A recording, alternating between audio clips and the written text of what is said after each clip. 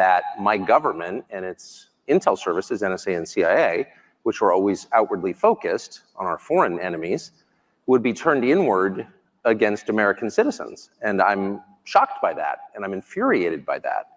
And so once I discovered that that was happening, and I confirmed it was happening, and they admitted that they did it, then I was totally determined, monomaniacally dedicated to doing this interview, not simply because I want to know what Vladimir Putin is like and what he thinks about a war that is resetting the world and really gravely damaging my country's economy, but also because they told me I couldn't on the basis of illegitimate means and for no really clearly stated justification. And I thought that can't stand. I want to live in a free country. I was born in one. And I'm going to do whatever small thing I can do to maintain, the society that I love. You are known to be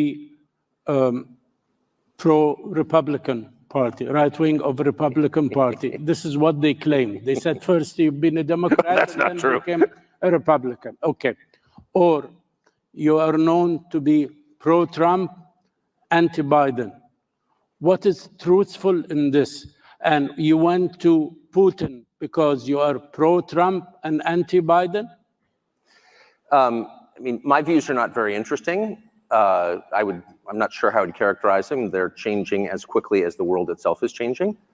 And as a matter of principle, I think that, that your views should change when the evidence changes, and assumptions that you had in the past are proven wrong. That has happened to me virtually every month of my life. If you pay close enough attention, you can rate your own performance, just as if you're betting on sports. I lost that one. And when you do, when it turns out that the things you thought were true were lies, you should admit it. So what are my views? I'm not certain. Tell the truth is my main view, and I plan to do that to the best of my ability. So Trump played no role in this whatsoever. There's obviously an election in my country coming to fruition in November. I have no idea what's going to happen. I think that the current administration is very obviously incompetent, and the president is senile. That's not an attack. Everyone knows it. It has now been confirmed, I would say, this week in the report that you're all familiar with. But and that's very sad. But it had sort of nothing to do with the interview. I wanted to interview Putin because he's the leader of a country that the U.S. government is sort of at war with, though not in a declared way. Sir, you know your President Biden well. Yes, I do. You've been working in several media organizations, from PBS, CNBC, MSNBC, Fox News, CNN, and you've been covering this field well, and you know the American politicians. And now you've been following Putin, and you did a very lengthy interview with this gentleman. And for sure, to interview them, you did your homework and you did your research. Comparing the culture, the competence between Vladimir Putin and Biden, how do you see the two men now running the world? If this were boxing, the fight would be called by the medic. And I say that as an American, and I don't have another passport. I don't plan to ever leave my country. My family's been there hundreds of years, and I love it. I am a patriotic American. And I grieve when I see that the president is non compos mentis, and that in my country, it is considered very rude to say that. And you sort of wonder, how did you get to a place where you have an incompetent president who's driven not simply the standard of living, but life expectancy downward, and no one feels free to say that? That's not a political observation. It's a statement of fact, which is provable empirically. And the most radicalizing thing I would just say for me in the 8 days I spent in Moscow was not simply the leader of the country, who of course is impressive. It's the largest landmass in the world. And it's wildly diverse, linguistically, culturally, religiously. It's hard to run a country like that for 24 years, whether you like it or not. So an incapable person couldn't do that. He is very capable, and many of you know him, and you know that. What was radicalizing, very shocking, and very disturbing for me was the city of Moscow, where I'd never been, the biggest city in Europe, 13 million people. And it is so much nicer than any city in my country. I had no idea. My father spent a lot of time there in the 80s when he worked for the US government and barely had electricity. And now it is so much cleaner and safer and prettier aesthetically. Its architecture, its food, its service, than any country, city in the United States that you have to, and this is non-ideological. How did that happen? How did that happen? And at a certain point, I don't think the average person cares as much about abstractions as about the concrete reality of his life. And if you can't use your subway, for example, as many people are afraid to in New York City because it's too dangerous, you have to sort of wonder, like, isn't that the ultimate measure of leadership? And that's true, by the way, it's radicalizing for an American to go to Moscow, I didn't know that, I've learned it this week, to Singapore, to Tokyo, to Dubai and Abu Dhabi. Because these cities, no matter how we're told they're run and on what principles they're run, are wonderful places to live that don't have rampant inflation, where you're not going to get raped. Sir, excuse me. What is that? Excuse me. Are you anti-American model? I am the most pro-American. So I'm 54. I was born in 1969. I grew up in a country that had cities like Moscow and Abu Dhabi and Dubai and Singapore and Tokyo. And we no longer have them. And what I have discovered is that's a voluntary choice. As inflation is, as you heard in that fascinating last panel, inflation is the product of choices made mostly by the central bank, not exclusively, but by policymakers. Crime, same. You don't have to have crime, actually. If you don't put, my children don't smoke marijuana at the breakfast table. Why? Because I won't allow them. It's very simple. It's a short conversation. No. And you can run your country the same way. We're not going to put up with that, so don't do it. And people understand that. Filth, graffiti, Paris, one of my favorite cities, New York, one of my favorite cities, are filthy. And part of the reason they're filthy is because people spray paint obscenities on buildings and no one cleans it up. So that encourages more people to do the same. And our policymakers, for some reason, don't notice this. London, another one of my favorite cities. You see English girls begging for drugs on the sidewalk. And I thought to myself, if I'm Boris Johnson, who briefly and very badly ran that country, I would ask myself, like, wait a second, my countrymen are begging for drugs on the street. Maybe I should do something about that. But now, he'll show up and give some speech about Ukraine and how we need to send, more cluster bombs to the brave Ukrainians. What are you doing? You mentioned Ukraine.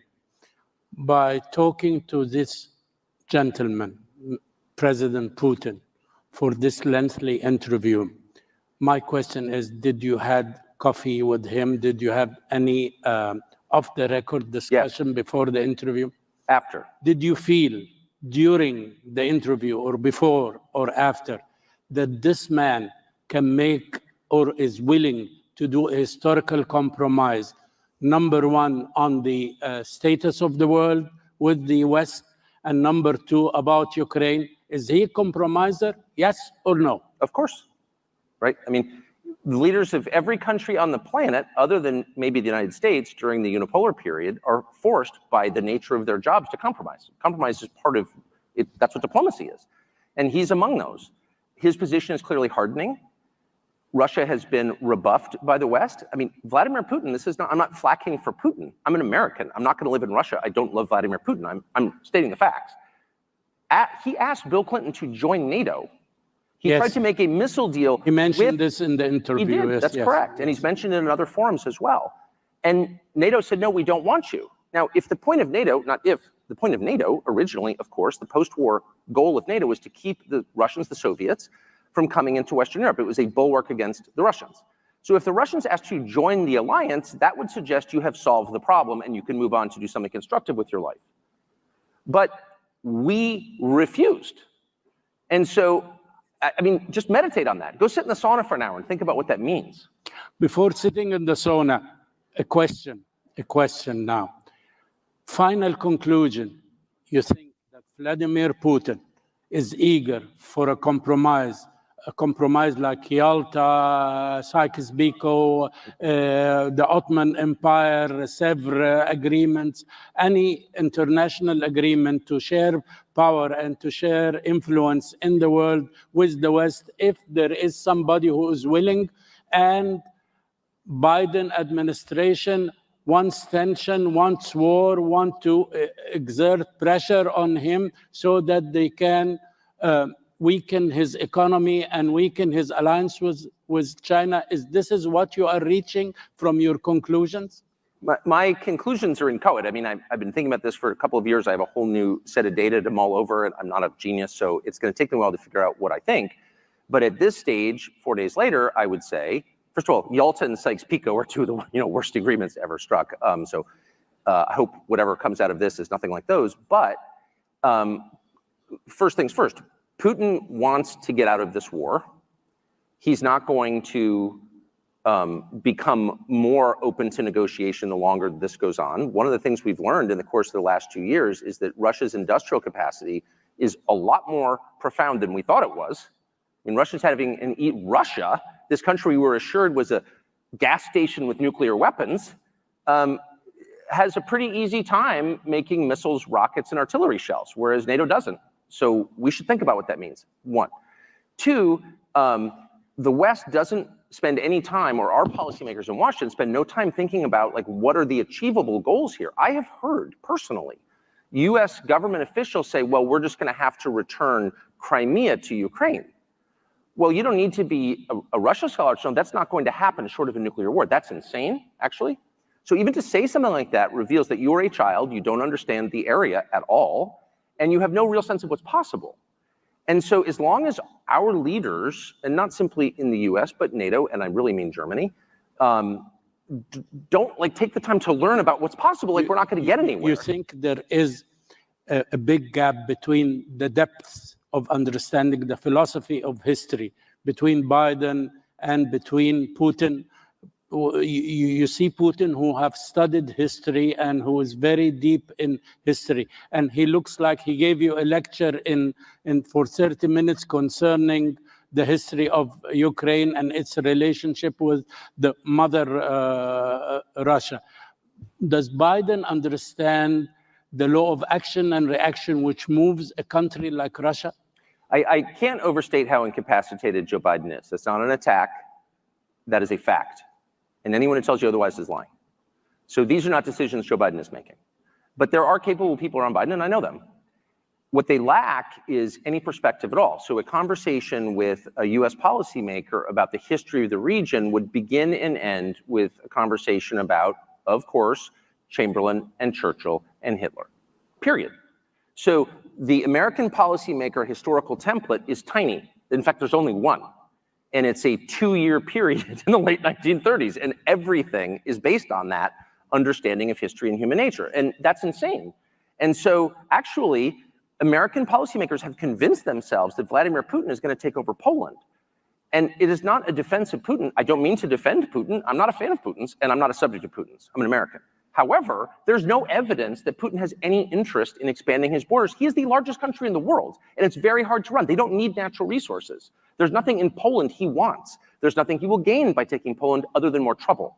So that is, if you're saying that he's going to invade Poland, you don't know what you're talking about. Here is a point in the interview when you asked him, are you ready to invade Poland? Are you an expansionist power? Expansion, yes, in Poland. He said, only if Poland launched a war, of course, on Russia, okay? Ukraine did not launch a war on Russia, and he invaded Ukraine. Why you didn't follow up on this question? I started with that question, actually. But he treated me to 35 minutes of Catherine the Great. Okay. And the Rus. But no, the core question is, why did he move his forces into Eastern Ukraine? And I watched this from a distant vantage in the United States, and I watched the Vice President of the United States, Kamala Harris, go to the Munich Security Conference just days before that, in February of 2022, and say in a public forum at a press conference to Zelensky, the president of Ukraine, we want you to join NATO, which is another way of saying, it's a synonym for, we plan to put nuclear weapons on Russia's You think they threw a bait for him? Are you joking? Of course they did. And everyone, and it just tells you how constipated and restricted and censored the US media landscape is, that I was the only one who said that. Well, wait a second. The purpose of diplomacy is to reach a peaceful, mutually, one hopes, beneficial conclusion to a crisis. So if you're showing up voluntarily at the Munich Security Conference and saying, hey, Zelensky, why don't you allow us to put nuclear weapons on Russia's border? You're cruising for a war because you know that's the red line. Because Putin has said that, and any close observer of the area already knows that. Now, do you have an explanation, a reasonable explanation, why there is this anti-war and this very negative remarks about this interview from a lot of your colleagues and a lot of politicians in the world? One of the ways that I think I'm different is I don't like the internet, and I haven't seen any of the reaction, and I would imagine, you know, I'm not the most popular person among my colleagues in the United States. I wouldn't have dinner with them anyway, so it's no great loss. But I can't imagine what their motives would be. I didn't go to Russia, of course, to promote Vladimir Putin. And if that was my purpose, I'd say so, because I'm not embarrassed. I went because I felt that most Americans, in whose name all of this is being done, don't really know what's happening, and they know nothing about the guy they're supposedly at war with, unofficially. And I just felt that my job, if I have a job in this world, is to bring information to people so they can decide. And so I wanted to do the longest interview I could with Vladimir Putin that contained the most amount of Vladimir Putin talking, not me grandstanding about what a great person I am. When an American journalist interviews someone like Vladimir Putin, the whole point of the interview is to say, I'm a good person and you're not. And that interview was aimed at his colleagues in the newsrooms in the United States. I'm a good person. Why are you such a bad person? You're committing genocide. Okay. That's not fruitful, and that's certainly not my role. I care what God thinks of me, what my wife thinks of me, and what my 4 children think of me, and that's all I care about. So I don't need to prove that I'm a good person. I want to hear Vladimir Putin talk so people in my country can assess what's happening. That's it. I'll use the devil's advocate. But advocate away. Yes. Okay. I'll tell you. You should challenge in the rules of an interview, and you're a master in your business. It's not for me to give you a lecture about that, but you should challenge some ideas. For instance,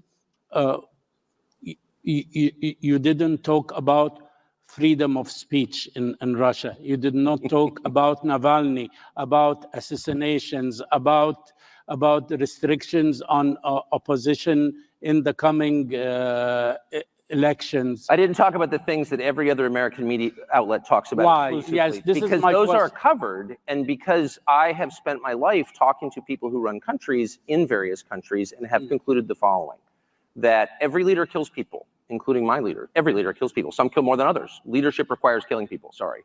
That's why I wouldn't want to be a leader. That press restriction is universal in the United States. I know because I've lived it. Ask my former, I've had a lot of jobs. And I've done this for 34 years, and I know how it works. And there's more censorship in Russia than there is in the United States, but there's a great deal in the United States. And so, at a certain point, it's like people can decide whether they think, what countries they think are better, what systems they think are better. I just want to know what he thinks. That was the whole point. Yes, I was very surprised about an inappropriate remark. I don't think it contains any of the what you can call jauntiness or niceties from Mrs. Clinton when she mentioned a phrase about you. I don't want to repeat it. Oh, you're not going to hurt my feelings. Don't worry. Well, gentlemen, she called this gentleman, this honorable gentleman, that he is playing the role of a. You say it. I didn't see it. You didn't. She's a child. I don't listen to her. No. How's Libya doing? No. Okay. She said the useful idiot, and if you see the interview, that has nothing to do with this at all. He was trying to get a testimony about the world as Putin sees it, and this is exactly what we need to know, how this man thinks. Either you consider him an enemy, or you consider him a friend, or you consider him a dictator, but you should understand how the man thinks. Now, you put it better than I could. You just described my motive right there. Okay, sir. Now, the question is, if this is that is that, as they say in the United States, and this is the power of media, and the way the media is becoming very biased in a deep state like America, where are we going in the model of democracy in the world?